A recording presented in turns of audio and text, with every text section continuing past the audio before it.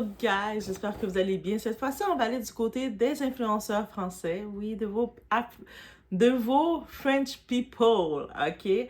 Actuellement, il semble avoir une certaine rivalité ou guerre ou je ne sais comme polémique entre deux femmes influenceuses. On a Sananas qui est là depuis longtemps, qui est une vétérante, et on a notre fameuse éparpillée de Dubaï, Maïva Genam.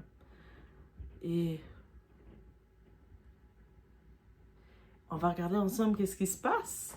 Parce qu'on se rappelle, pendant des années, elle l'admirait. En parlant de Maïva Genam, elle l'admirait. Elle regardait ses vidéos, apprenait à se maquiller grâce à elle. Elle l'a dit elle-même, elle-même le disait dans des vidéos. C'est pas des paroles qu'on invente. On connaît Maïva Genam, elle dit les choses. Donc, soudainement, aujourd'hui, en 2026, son admiration a changé. Cette admiration s'est transformée en attaque publique. Et quand Maïva Genam décide de parler, Internet explose. Bienvenue dans l'histoire du clash inattendu entre Maïva Genam et Sananas. Et puis on sait que Sananas, il y a d'autres polémiques autour d'elle. Je ne sais pas, est-ce que Maïva essaie de retirer l'eau chaude sur elle depuis l'histoire de Dubaï, l'histoire de Travel Ban, et puis d'amener un petit peu quelqu'un d'autre dans la mousse. Oh, I don't know. Bon, on va regarder ça ensemble. On est chez la doigt. It's about everything.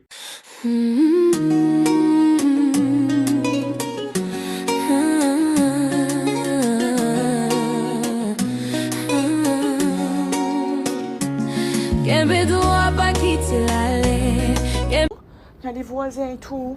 Aïe, salam alaikum. I'm scared. Scared. You know? Yeah, Bomb. on the other side. Yeah. We saw it. Yeah.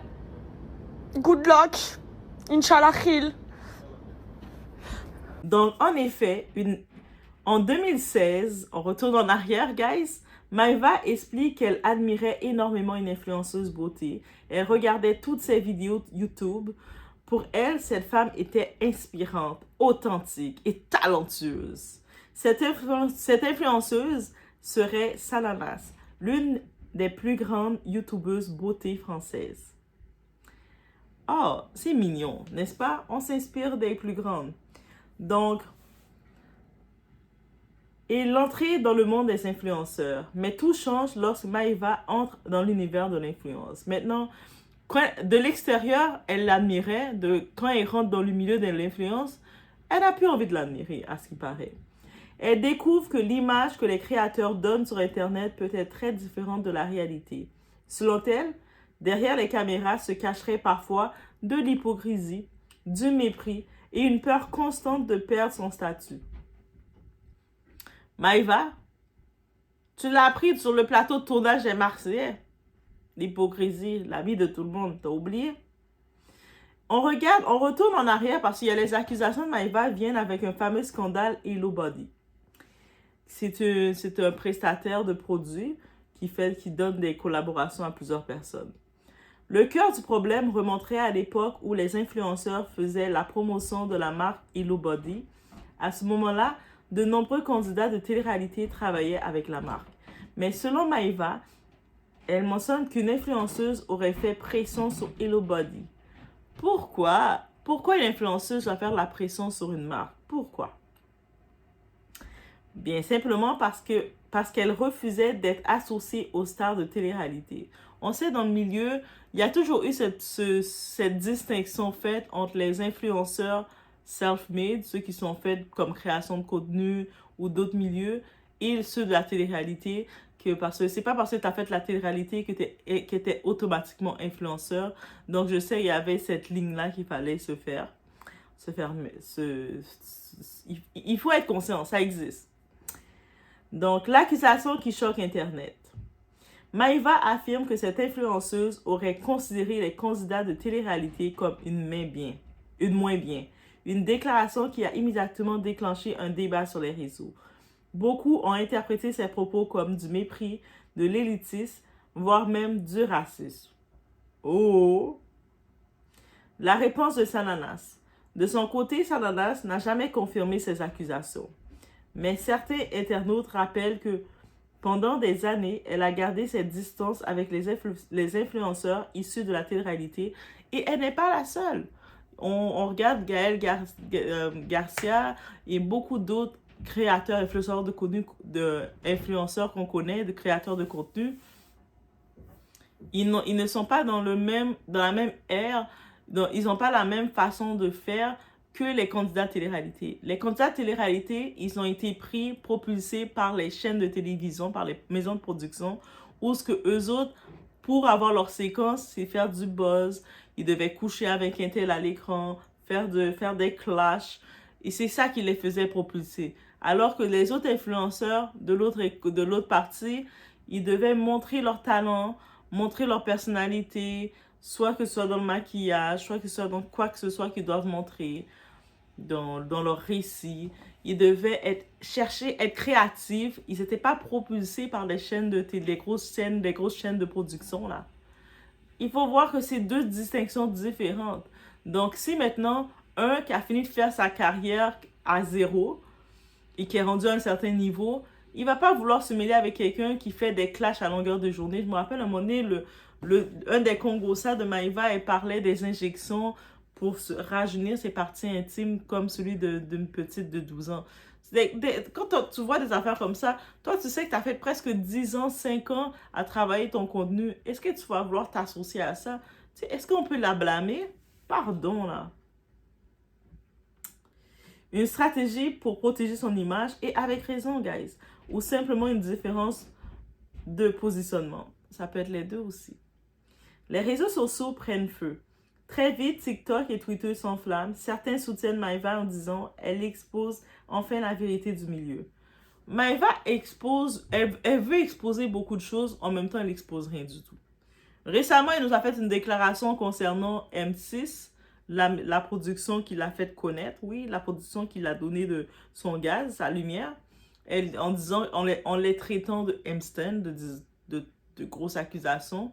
Suite à ça, on n'entend plus rien. Et maintenant, elle essaie de tourner sa tête, chercher une autre capture, et là, elle vient vouloir exposer une autre influenceuse. Pardon.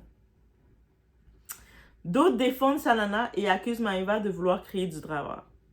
Sanana, il faut savoir, elle n'est pas dans l'école de Maïva, en effet. Elle n'est pas dans l'école de faire des clashs, de chercher des séquences, de devoir écarter ses jambes pour créer des séquences. Elle n'est pas dans cette école-là.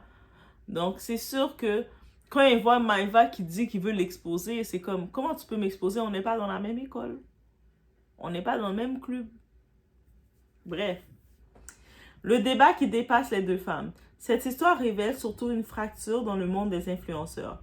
D'un côté, il y a les YouTubers, c'est historique, ou les créateurs de contenu maintenant, TikTokers et tout ça. De l'autre côté, les stars de télé-réalité devenus influenceurs. Deux univers qui ne sont jamais vraiment acceptés, mais c'est pas la même chose. Et on va dire.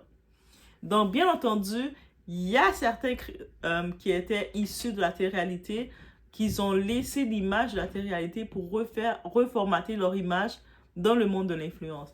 On pense à Isabelle Delatour. Quand Isabelle Delatour était dans le côté des influenceurs, la télé-réalité, les autres l'ont fait la misère, là. C'est pas bien. Elle passait pas bien, là. Et puis, heureusement, je sais pas, son entourage, je dois dire qu'elle doit avoir un bon entourage. Elle a écouté des bonnes personnes.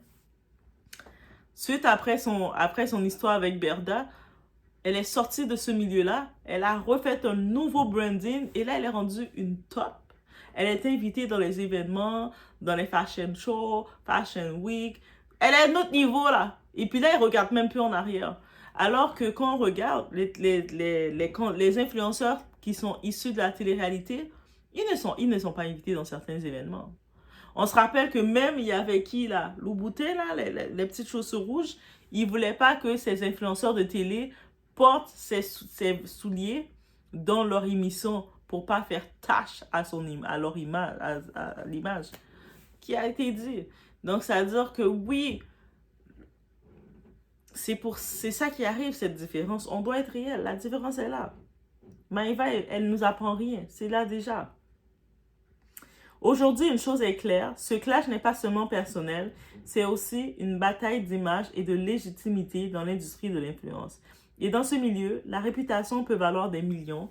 Et puis, on sait que les candidats, les influenceurs candidats de télé-réalité, je vais juste les appeler des candidats de télé-réalité, ils ont fait beaucoup de désordre parce que les autres sont venus, ils ont eu une notoriété facilement sans faire d'efforts avec leurs séquences grâce à les productions de télé. Même si aujourd'hui, il y en a beaucoup qui aiment ça cracher sur les productions de télé, c'est les productions de télé qui les ont donné de la force. Mais beaucoup, ils sont venus avec toute une communauté avec eux facilement. Et ils ont sali leur communauté avec les affaires, les hashtags influvoleurs. Ils sont venus faire leur placement de produits n'importe comment pour faire de l'argent n'importe comment. Ils sont venus faire plein de choses bizarres, chercher les séquences à profusion comme ça, chercher le drama bizarre pour faire leur polémique. Et on a de l'autre école, ceux qui ont dû se faire bâtir leur image quand ça a pris plus de temps. Ils ont commencé à 0 pour passer à 100, pour passer à 200. Quand tu es rendu à un niveau que tu t'es fait, et quand ta communauté grossit, tu crées ton influence, bien sûr que tu ne veux pas être associé à ceux qui font n'importe quoi. Parce que les autres, là, par exemple, les Sananas, on peut la mettre dans les polémiques qu'on veut, ou les Gaël Garça, ou peu importe les noms. Mais elles ont bâti une crédibilité pour de vrai. Même dans leur placement de produits, elles n'étaient pas associées aux influvoleurs. Parce qu'elles savent que leur communauté, c'est leur vrai gagne-pain. Elles vont pas faire la télé comme ça, là. Donc, elles peuvent être invitées. C'est pour ça que leur partenariat, leur collaboration, elles sont invitées pour aller dans tel endroit. Elles reçoivent des grosses collaborations, surtout de ce côté de la France, là. Vous avez des collaborations. Hein. Je pense que Doha va commencer à regarder. Comme j'ai vu qu'en Espagne, il y a des possibilités d'aller vivre dans les villes en Espagne, là, dans les campagnes en Espagne. Doha est en train de regarder, de laisser Canada aller en Espagne. Est-ce qu'ils embauchent les éducateurs spécialisés en Espagne? Laissez-moi savoir dans les commentaires. Aidez-moi. Dites oui, Doha, on a fait les informations pour toi. Viens nous rejoindre en Europe. Je sens que tu voulais venir nous rejoindre. Tu avais ça dans le cœur. Mais là, je dis l'Espagne, mais à Portugal. Mais l'Espagne, j'aime bien là, le côté Espagne. Bref, on revient sur ça, guys. Alors, la question reste ouverte. Maëva expose-t-elle une hypocrisie du milieu ou assistons-nous simplement à un nouveau clash d'influenceuses? Une chose est sûre, quand les secrets du monde des influenceurs sortent au grand jour, Internet adore regarder le spectacle et c'est ça qu'on fait. Et puis, oui, j'en profite de dire concernant Maëva veut exposer que Sananas, avec sa notoriété, elle ne voulait pas être associée avec les candidats de télé-réalité. C'est sûr, ça peut sembler méchant, ça peut sembler mesquin de sa part. Mais en même temps, c'est son image. Moi, j'y vais de ce côté, je dis qu'elle défend son image parce que avec comment trop... C'est comme peut-être, c'est pas Maëva nécessairement, mais en même temps, c'est Maëva. Mais les Sarah Frézou, il est tout machin chouette. Ils ont fait du mal à l'image des candidats là, de télé-réalité. C'est même, on regarde la reine de la télé-réalité, Nabila. Pourtant, elle n'a même pas fait beaucoup de télé-réalité. Elle n'était même pas restée longtemps, mais elle a tellement eu un impact. La première chose qu'elle a faite, travailler sur son image. Elle a fait tellement travailler sur son image qu'on oublie qu'elle est issue de la télé-réalité. Mais c'est pas tout le monde qui sont capables d'arriver au niveau où Nabila level. Nabila, c'est notre niveau là. Donc, je vous laisse sur cette réflexion. Laissez-moi savoir ce que vous en pensez. Et laissez-moi savoir ce que vous en pensez. On se retrouve aux prochaines vidéos.